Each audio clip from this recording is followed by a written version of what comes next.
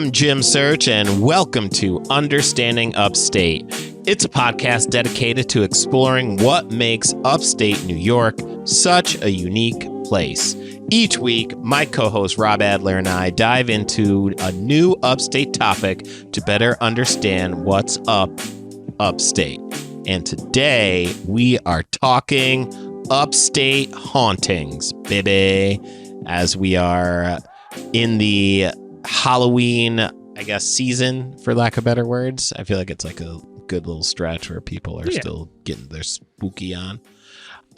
So we're gonna jump into it. Rob, how are we feeling about jumping in here, man? Pretty good. I was gonna say, since this episode's gonna drop the Friday after Halloween, I was gonna ask you, how do you plan on spending your Halloween this year? This Halloween, you know what? It's funny. As I have, I know that the listeners must hear my voice and be like, he must be in his mid-20s, clearly. So he'll totally be out there dressing up as Ice-T circa 1992, as I have done for many years in a row.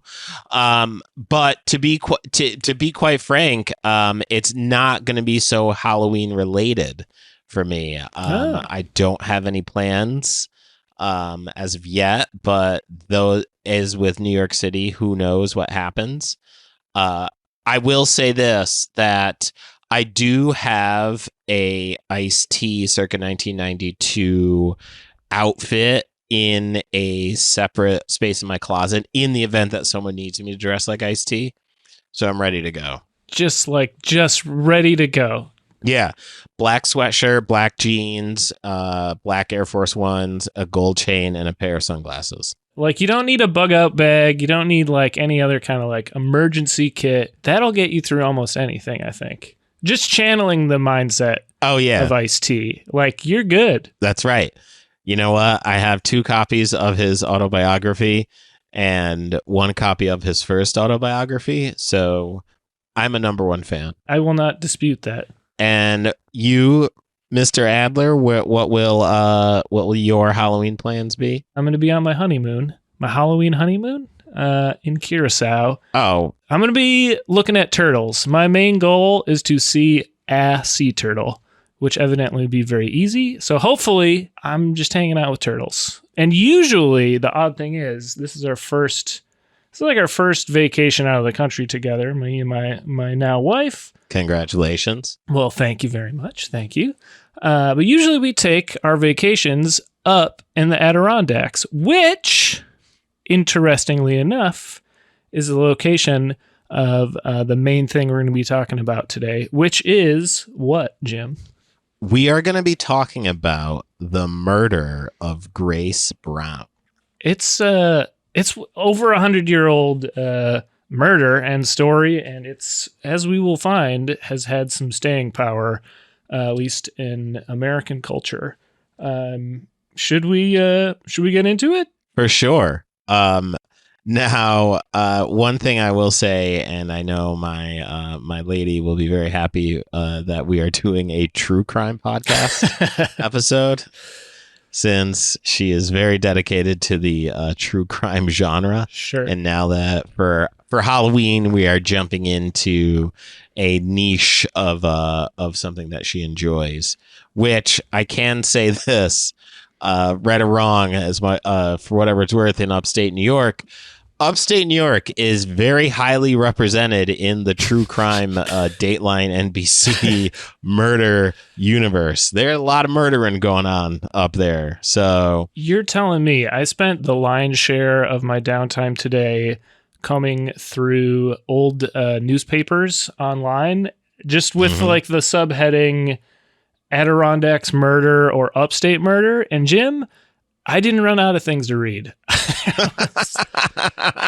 was a lot. And I got a little depressed reading about all of the Upstate murders. Yeah. But now we're going to turn that into entertainment, I guess. Right. Yeah. I mean, listen, you know what? There is a market for it. And you know what?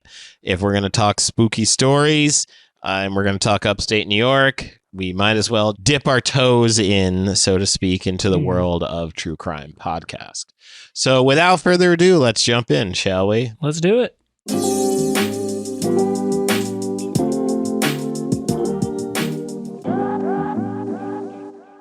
Let's talk about the murder of Grace Brown. Now, this happened in the early 1900s. So we are going back to a time very, very, very far away from this present day. But let's give you the scoop on it.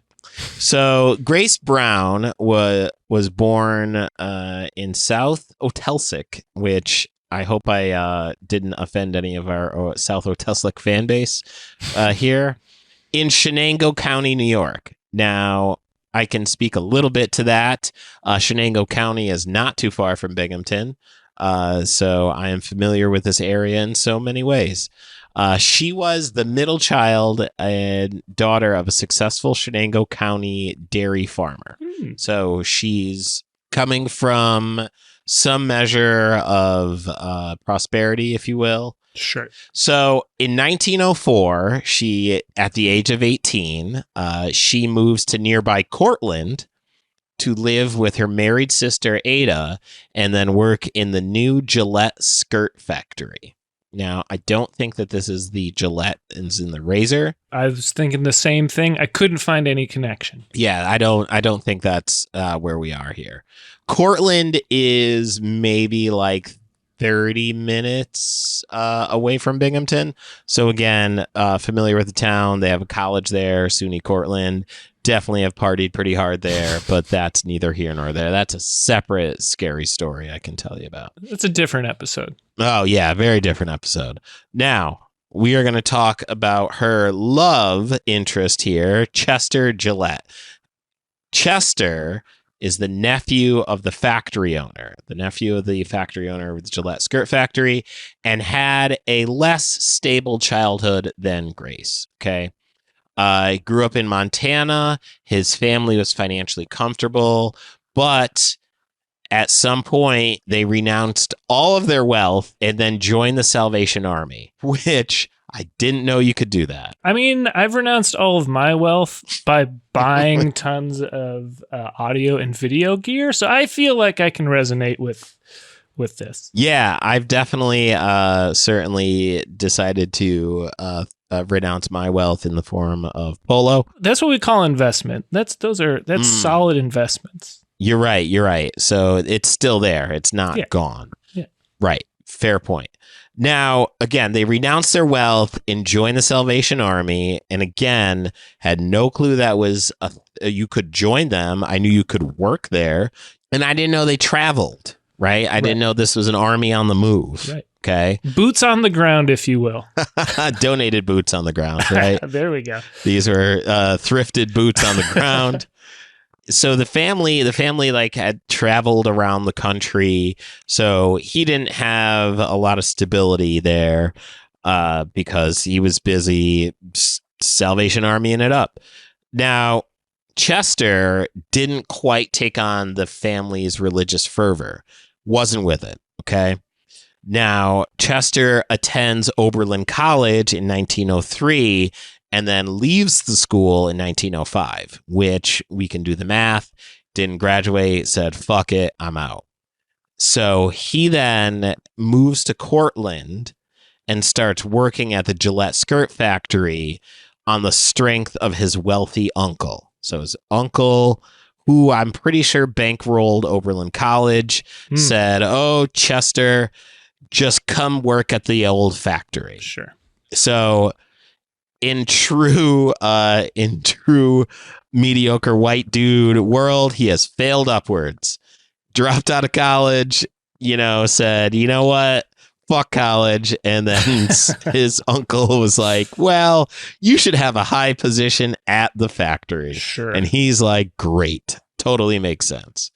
Now, Chester and Grace meet. They meet at the factory and they start dating in secret. Okay, this is a clandestine love that these two have. mainly because and this is that for the time, she was a quote unquote factory girl, right? Yep. And he was a well-to-do in Cortland. He was a skirt baron. What are you gonna do?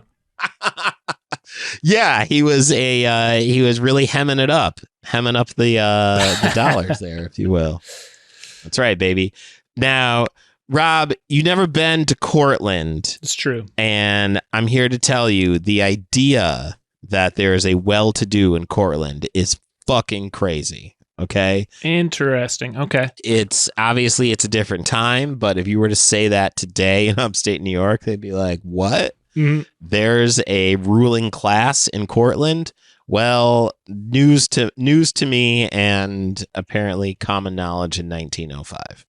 So 1906 rolls around. Chester and Grace, they've been dating, they've been together, and Grace gets pregnant. Uh-oh. She then goes home to her family, okay? And when she's home, Chester promises to take her away to the Adirondacks for a vacation. Now, as this sounds great, right? This sounds great on the front end. However, during the journey, they are registering in hotels under fake names, which is a giant red flag because I know that Grace didn't necessarily listen to a lot of true crime podcasts in 1904. True crime wax cylinders were a few years down the line. Right. The true crime records didn't quite hit the market yet. Yeah. But fact of the matter is they're staying in hotels under fake names. Okay. And at one point they stay in Utica and they left without paying. Mm-hmm. This is also important to add that Grace has been really pushing Chester to marry her. Okay. And he don't want to do it. Right. In addition to that, she's also pregnant, as we said.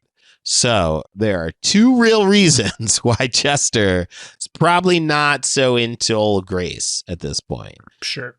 Coupled with the fake names, the clandestine moves, this isn't a good look. No.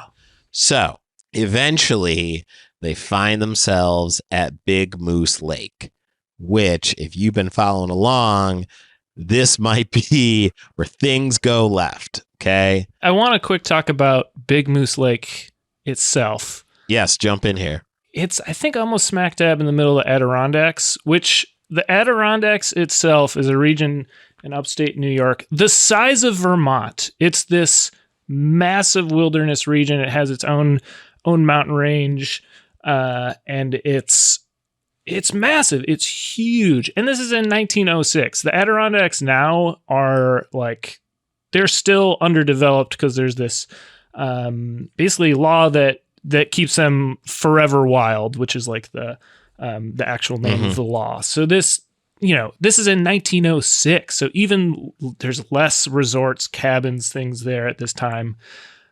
And they are remote. They're real remote, right? Sure. Right. It's out there. It's nothing but the Big Moose, Grace, and Chester. That's it. Mm-hmm. It's the only people that are out there, honestly.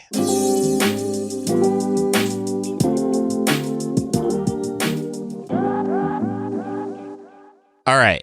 So July 11th, okay, the couple is seen rowing out to Big Moose Lake, okay? Now, this whole time, Chester has been using the alias Carl Graham, which is close to his initials. This is a full setup for something horrible, okay?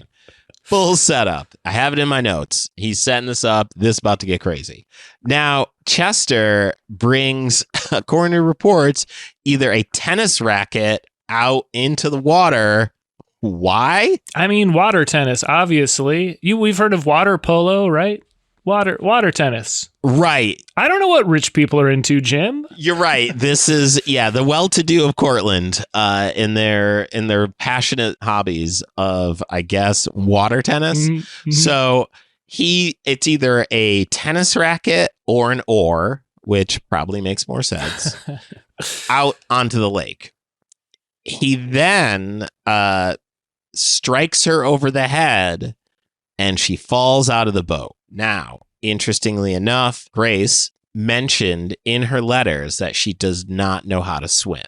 So this is on some real premeditated shit here, right? Yeah. Now, Chester returns alone. Like, people saw him go out with someone else. Not a good look. Coming back by himself. No, not a good look at all. And he comes back alone and gives different stories to different people about what happened. There's no TV at this time. There's no podcasts.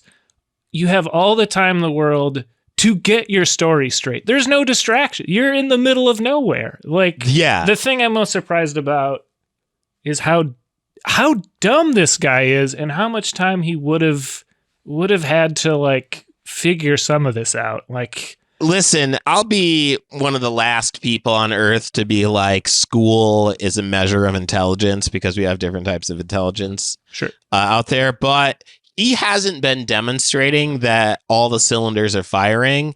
And the fact that 2 years at Oberlin and then said, fuck it, I'm out. Yeah. I feel like thinking is a real challenge for him. So what you're saying is murder is the measure of intelligence. It's a weird stance to take, Jim, but, hey, it's... I think, and to be quite honest, I'm pretty sure that since he had been failing upwards so much in his life, that he probably thought that if I murder Grace, that I will get promoted in some way, shape, or form. Like, if I fuck up again, only good things can happen for me. So, unfortunately, he is about to find out that when you kill someone, it is frowned upon right in the state of New York. So he murders Grace, right? And then the body washes up on the shore the next day, obviously. Now, Chester is arrested a town over. Okay, so he's now in custody. During the investigation, the authorities find the Brown's love letters to Gillette. Okay. And they go through them all. And in the letters, as I had talked about earlier, she begged him to take responsibility for the kid. Okay. And was looking forward to the trip to the Adirondacks, which is kind of sad. Yeah.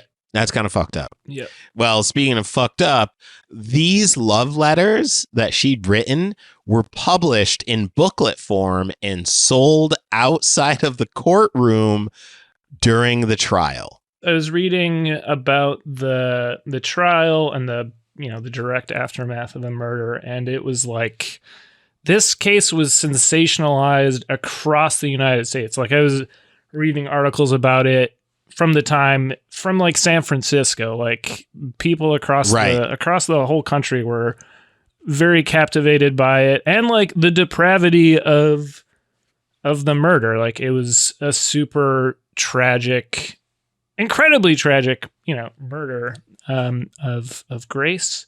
She was pregnant, so yeah. There's now a baby that died as well, and I think that is what really brought a lot of people into this story. Mm-hmm. Is that this dude was like, yeah, I'm about to go murder this pregnant woman and dump her off the fucking side of a boat and just go on with my life? Nuts.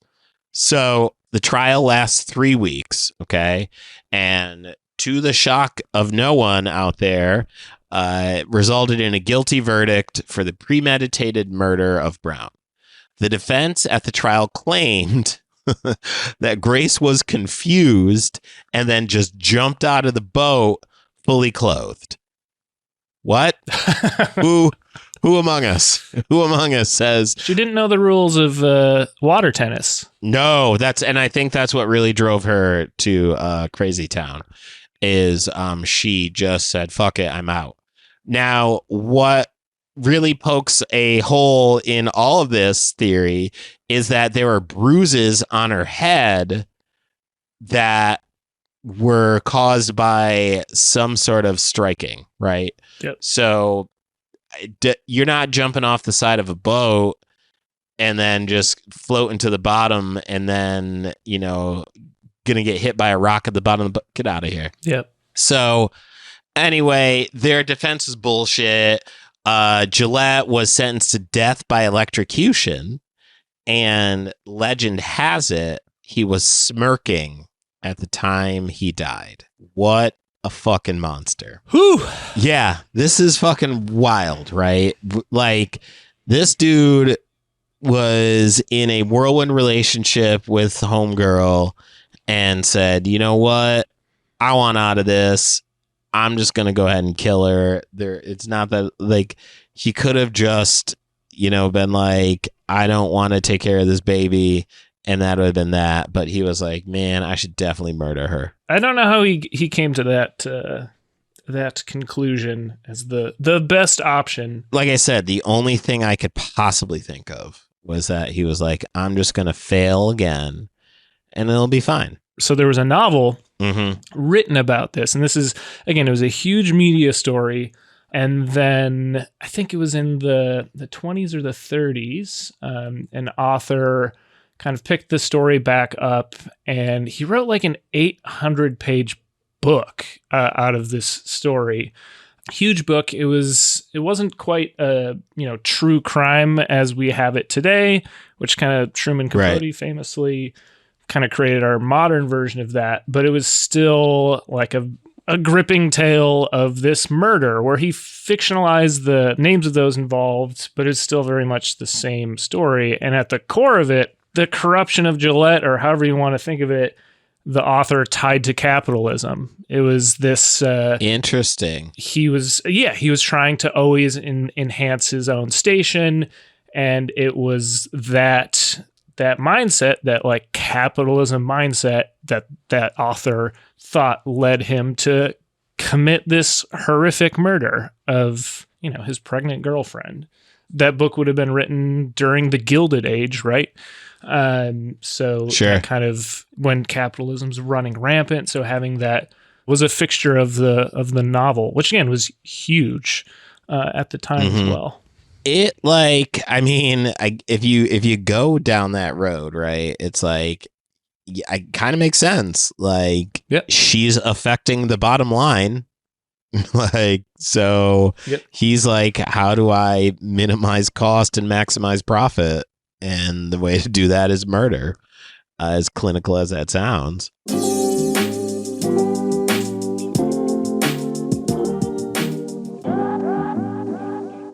So that is the story of the murder, right? And as you were saying, the story has taken life and is been turned into a novel, turned into a movie, which we'll get into.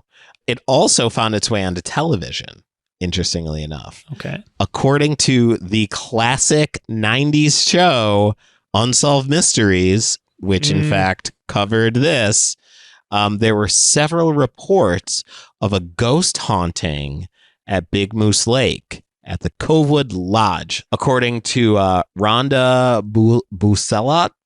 God, I've been fucking these names up left and right.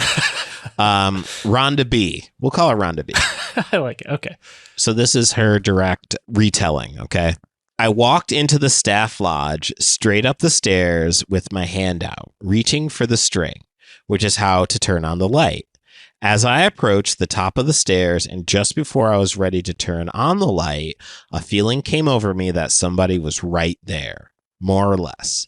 I stopped in my tracks and really just didn't move. I didn't have an overwhelming feeling of fright, but something definitely or someone was there, and it just kind of took my breath away. But the real show was outside. According to Rhonda, her friends were witnessing a spine-tingling vision. All three of them have the exact same story. It lingered for just a few seconds and then moved away. All three of them saw a ghost. I didn't see anything myself, but I felt that somebody was right there, and it was just a strange feeling. Ugh. So, we put two and two together. Rhonda's feeling some fucking energy next to her. Her three friends see a full-ass ghost out there, right? It's like, and also, you know what I mean? It's like Ghosts show up when there's like a traumatic murder, right? When Sure. it's just like there's a traumatic murder or there's an accident where like the soul is trapped in that area. So this totally makes sense that Grace is still on that lake chilling, which you can't pay me enough money to go out there. I've been near there. I learned I've been near there. Oh shit, man. Not at Big Moose Lake, but there's a Brooklyn brewery down here called Strong Rope, and they have an Adirondack's tap room, which I've been to. And they famously only use New York, I think New York grains, which is cool. Love it. But they have a tap room about 45 minutes away from Big Moose Lake, which was like, okay, I've been near. Man. Beautiful region. Great tap room. Don't know if they want to be connected to a podcast episode about murder, but here we are. Listen, you know what? Sometimes this is where the story takes us, man. You know, I feel like had Chester not murdered Grace and just been a happy father of one, we wouldn't have to be there. So I feel like this is more his fault than anything. You know what I mean? I mean, that's kind of a thread I chased down is the wild butterfly effect that has come out of this murder where, so we have, like I said, this huge novel that came out and was really successful. And then shortly after that novel came out, there was a movie made about this murder, again, in like the 30s. And then again, the movie was remade in the 50s. And this movie won 6 Oscars. Wow. Jim, do you know what other movies have 6 Oscars? The Godfather? Godfather Part 2 and Star Wars also have 6 Oscars. Jeez. I watched it. It's not as good as Star Wars. Sure. It's fine. It's a fine movie. It's got Elizabeth Taylor in it. I think she's the most famous star of the 3 headliners. Also Montgomery Clift and then Shelley Winters. Okay. And the movie it's pretty close to the actual story. The only kind of things that were changed, well, one, it wasn't filmed in upstate New York, which I was a little bummed about. They shot Lake Tahoe for the Adirondacks, which, okay, you know, there's some pine trees there. It looked okay. It was an okay match. Okay. And really the only addition was this Elizabeth Taylor character, which was another wealthy socialite. And basically the Shelley Winters character was the factory girl. And they start dating first. And then he meets this wealthy socialite who he'd rather be with, but then finds out that Shelley Winters is pregnant. The wildest plot twist is, so she goes up to the Adirondacks because he's vacationing with his wealthy uncle and Elizabeth Taylor. And she's like, you have to marry me. I'm pregnant. And she finds where he is, calls him, tells him to meet her. And he's like, all right, I'll do it. Jim, they go to City Hall, but guess what? Weirdest plot twist I've ever seen. It's Labor Day. They can't get married. Yeah. Which resonates in a way, like I feel like anyone that wealthy wouldn't know it's Labor Day. Right. But she would have. Yeah. Like that was probably the one day of the year she got off, right? I feel like the writers for this film were like, all right, we need a twist at the end. We need a button. How are we gonna how do we throw this one off the trail? Labor Day. Labor Day. That's got to be it. Jim, I let out an audible laugh. And they're just like, oh no, it's Labor Day. Can't get married now. No, literally. And then he was like, hey, how about we go up to the Adirondacks? And I was like, no, don't do it. Don't go. Aside from being shot in Lake Tahoe in California, they did put in loon sound effects, which I don't think we've talked about this, Jim. Okay. But I love loons. Loons, I only thought were in northern Minnesota in the United States, but I delightfully learned they're in northern New York as well. Or northern New York. What the fuck am I saying? Upstate New York is what I should be saying. Right. Right. Sorry. That's all right. That's okay. But they piped in tons of loon calls into the Adirondack portions, and I was a big fan. We're here for the loons. for sure. For sure. What a story, man. Jim, there's more. I got more. Oh, well, tell me more.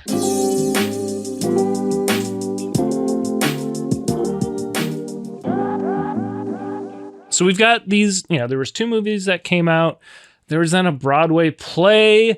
There was someone did an opera at the Met in the early 2000s. Like, this story keeps kind of coming back in new forms. I was reading some articles where people in the Adirondacks are upset that it's like a upstate story. Like, that's not upstate. They're from the city, which, they're from Cortland, right? Like, I think someone said they're from the big city. That is incredibly relative, my friend. Right. That is very true. Big relative right there. Very true. They are from the city. Cortland? Okay. It was also, I found there's a historical marker on Big Moose Lake, and it's maybe the most morbid historical marker I've ever seen. I'll read it.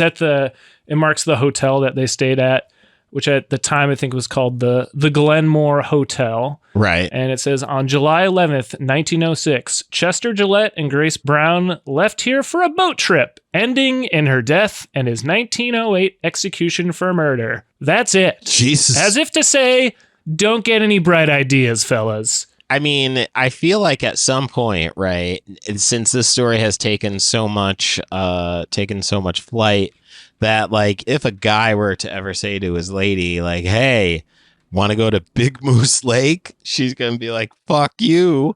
One other wild kind of like butterfly effect thing out of this murder, and it's related to the movie I was talking about, which the movie is, I don't think I said the name. It's called A Place in the Sun, which sounds like a Hemingway novel. Sure. So in the movie, Elizabeth Taylor wears this dress with like flowers on the top. And I was reading that dress, because of that movie, that was the #1 style of prom dress that year that the movie came out. So because one asshole murdered this poor woman, 50 years later, it had an impact on nationwide fashion, which is insane. It's crazy. And I will say, I was watching this movie this weekend, and my wife Athena was just kind of in the room, not really paying attention. And the second Elizabeth Taylor got on screen, Athena turns her head and goes, "What is that dress? It's stunning."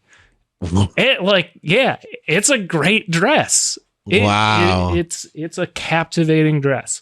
It's interesting that, like, for the time that was popular, right? Because it's like, don't you know what it's attached to? Like, this woman got murdered. Do we have any other facts or interesting things on the horrible murder of Grace Brown? Well, one thing I'll say is like, in my research, and this isn't so much a fact per se, is like there were like definitely like conflicting points within different recounts of it. So like, I feel like what we've hammered home is probably the truth of it. Obviously, is like they met, she got pregnant, he killed her, and then they fried him. But there's like little nuances that I think are people have different retellings of. But yeah, we here at Understanding Upstate want to give you the full truth of the murder, especially in this Halloween season, and the spooky shit that comes around it, which is she ain't leaving that lake. Be careful if you're up there, because she's still out there. Although I wonder if she's probably like, I mean, she's obviously pissed off, right? Because she got fucking murdered. Sure. But like, I wonder, like, temperament wise, if she's like just there chilling, or if she's just like trying to like Jason kind of deal, right? Where she's like killing people. I mean, I'm surprised someone hasn't made that movie. Just there's an opera about it, for God's sake. Like, which is wild. and she's not getting any residuals. Like, I'd be more mad about that at this point. 100 years of missed upon residuals. I was wondering that too, if the Brown family was able to cash in on any of this retelling of the story, but it sounds like she wasn't. I'm sure not. They weren't, rather. Yeah. No justice in Hollywood, Rob. No justice at all. That's true. Well, I got a couple more shorter little ghost stories for us if we want to jump on over to some of those. What do you think? Yeah, let's do it, man. Let's go.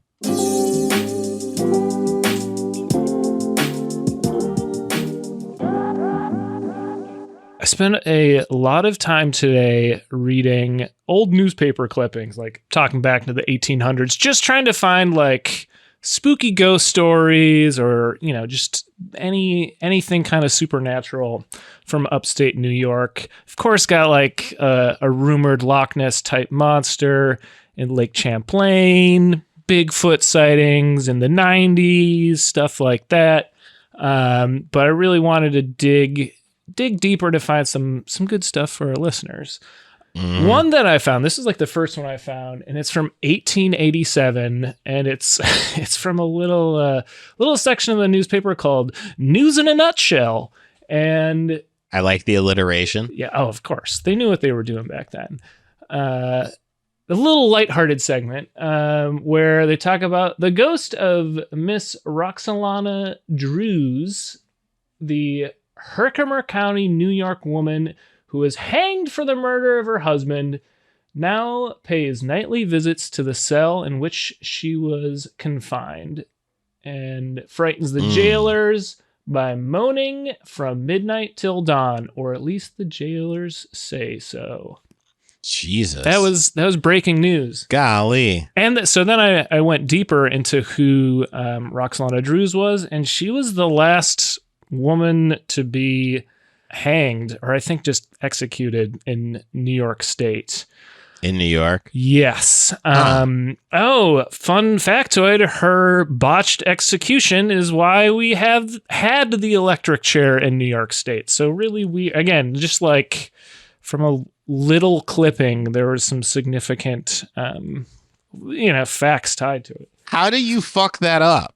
Like, did she live through that? And then they were like, all right, well, then I guess we got to, figure out another way to kill you. Because I feel like if you get hung and then the rope breaks or whatever, you should be able to live. Like, yeah. That's God being like, nah, this ain't going down like that.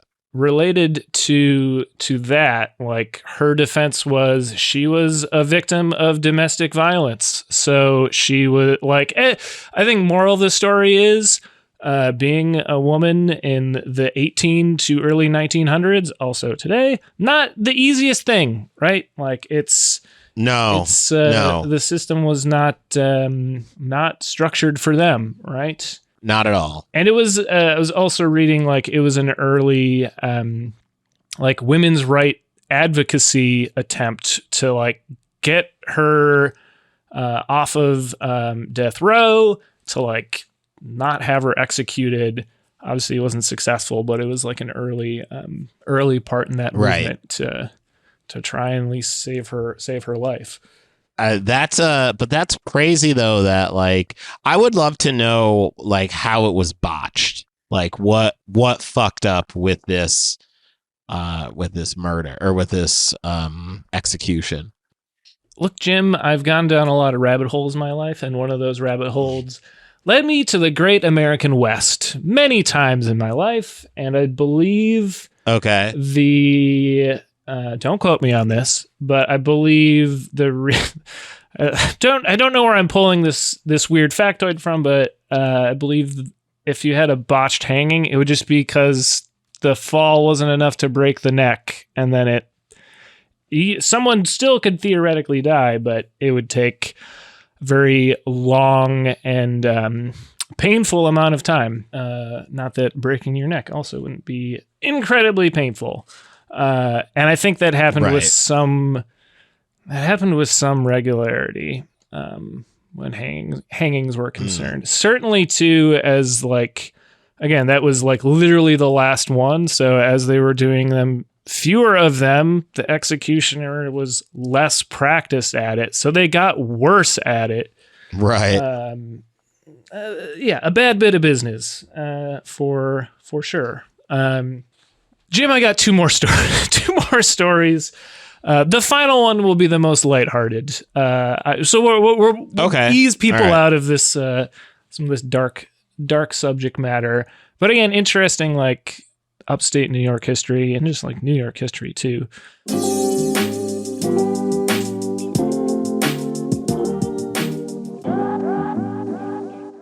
The second tale I have is, it's not a ghost story yet. However, almost every upstate ghost story I read, and one's even involving Grace Brown, they all end with something to the effect of, and they still say her spirit walks the shores, or her spirit is in the hotel, or like every single one. So that's going to be the button I put on the end of this tale, but it's a crazy murder that happened in Lake Saranac, or Saranac Lake, I should say, up in the Adirondacks, a little bit more north of where Big Moose Lake is, back in 1888, where a man named Charles Brown could be related. We don't know. I assume not. Sure. The Gillettes are unrelated and the Browns are unrelated. But Charles Brown, he was an Adirondacks guide.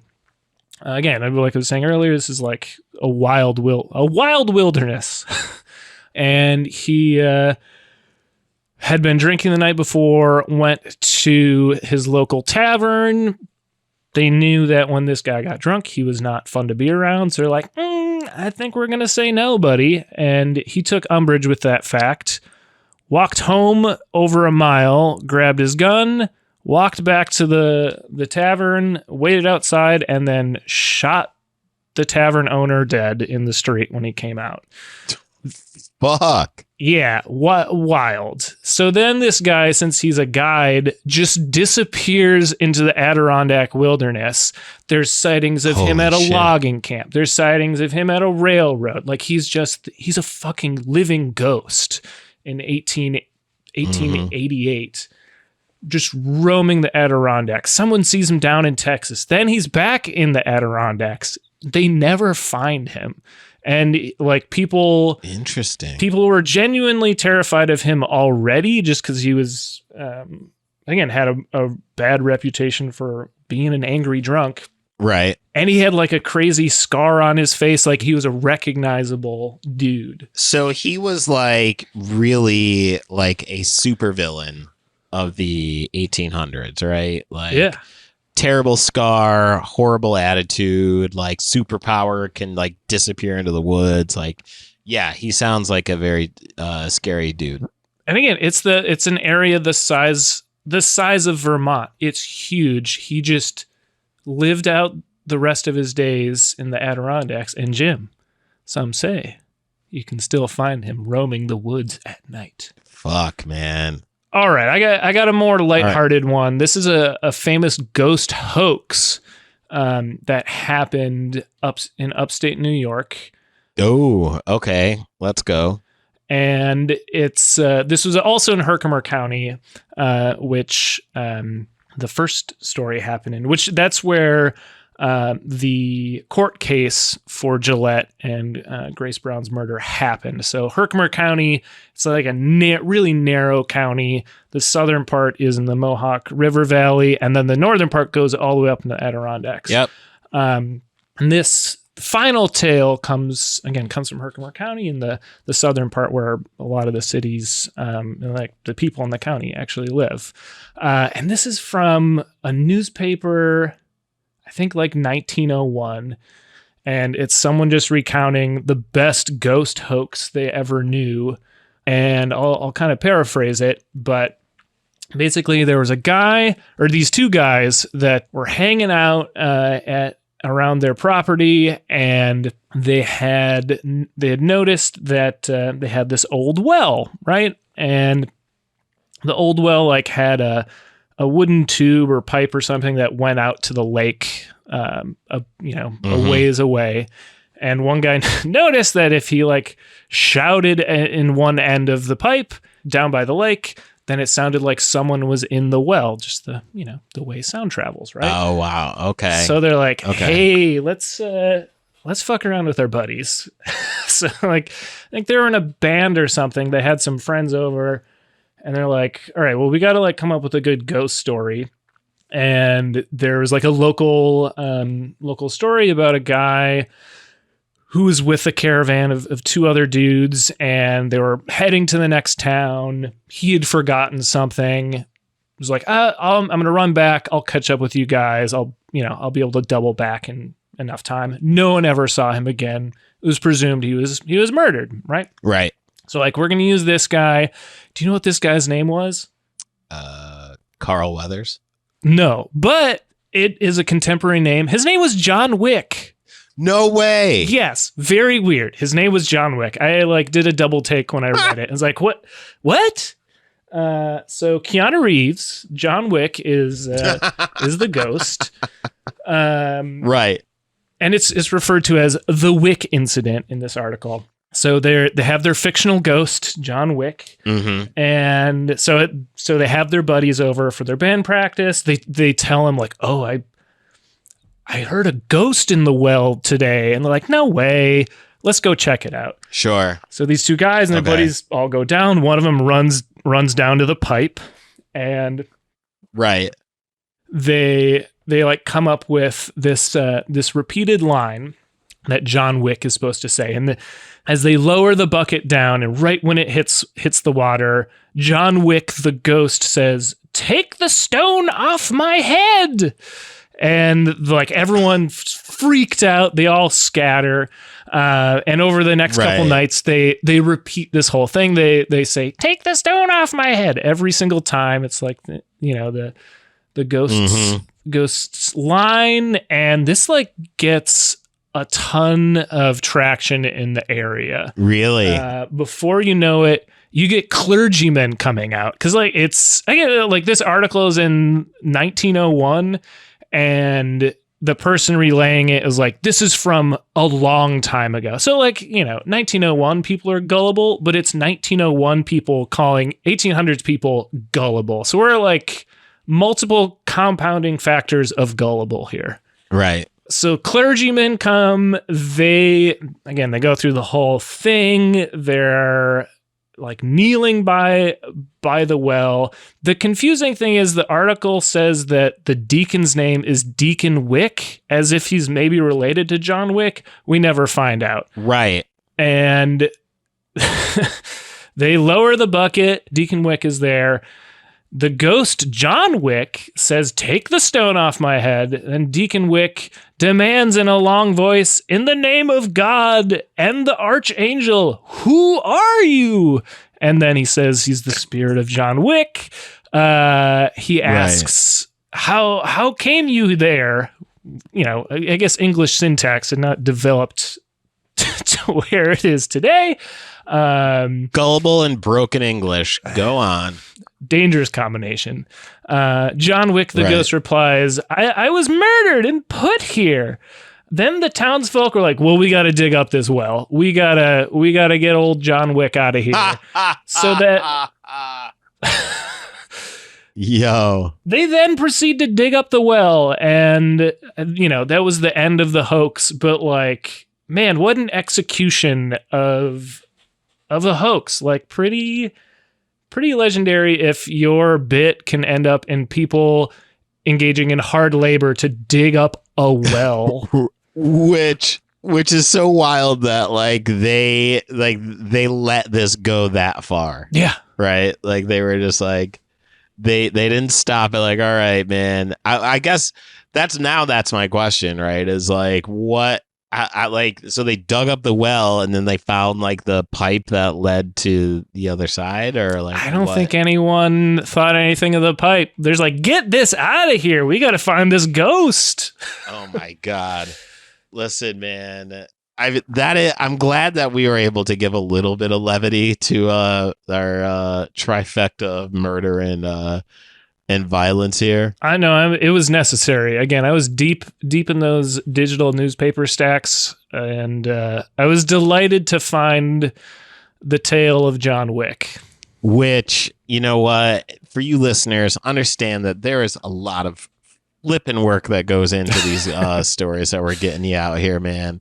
And you deserve each and every one of them. And, you know, I have to say this, what a journey through upstate New York as well. I do want to speak on behalf of all of upstate that we are not that gullible.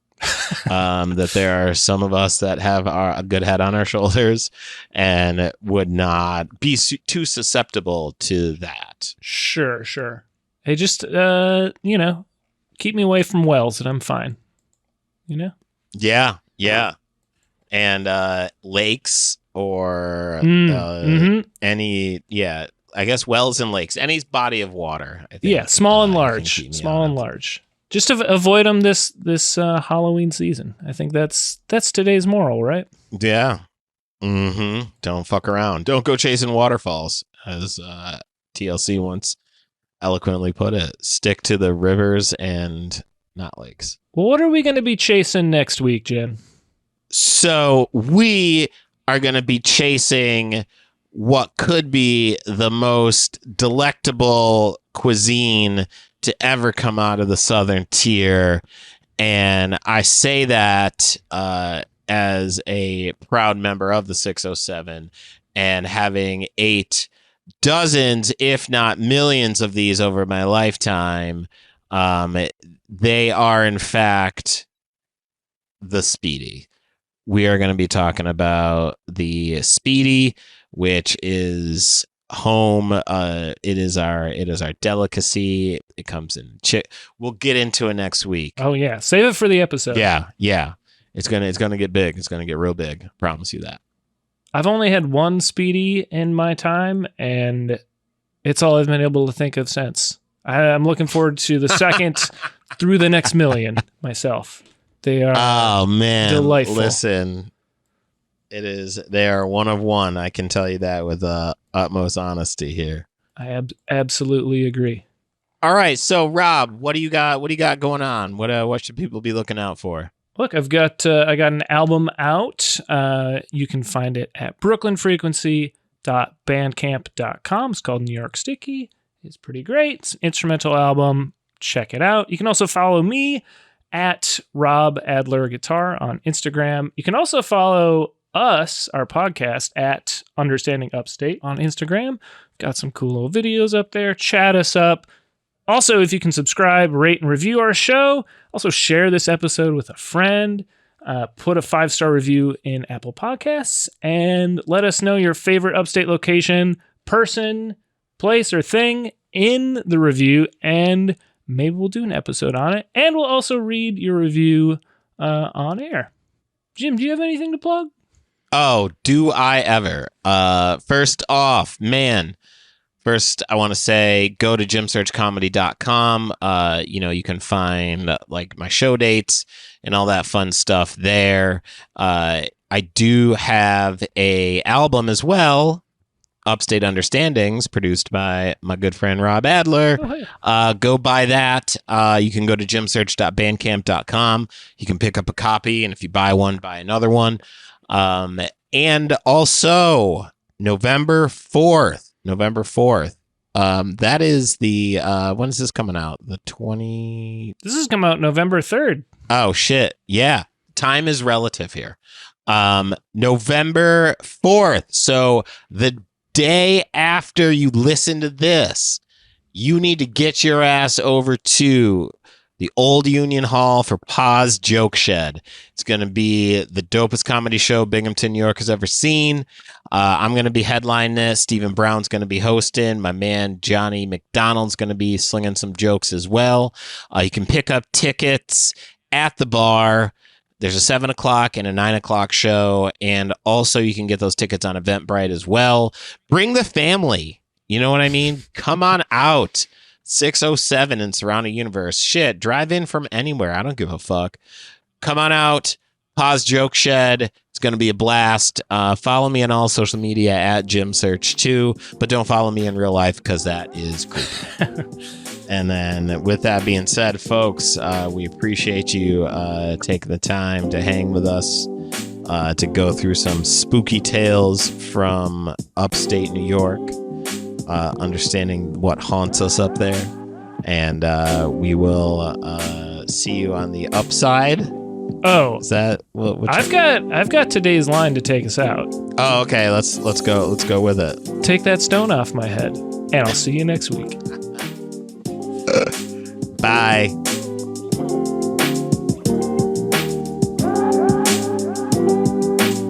Understanding Upstate is a podcast hosted by Jim Search and Rob Adler, edited by Rob Adler, and music from Regal Monk.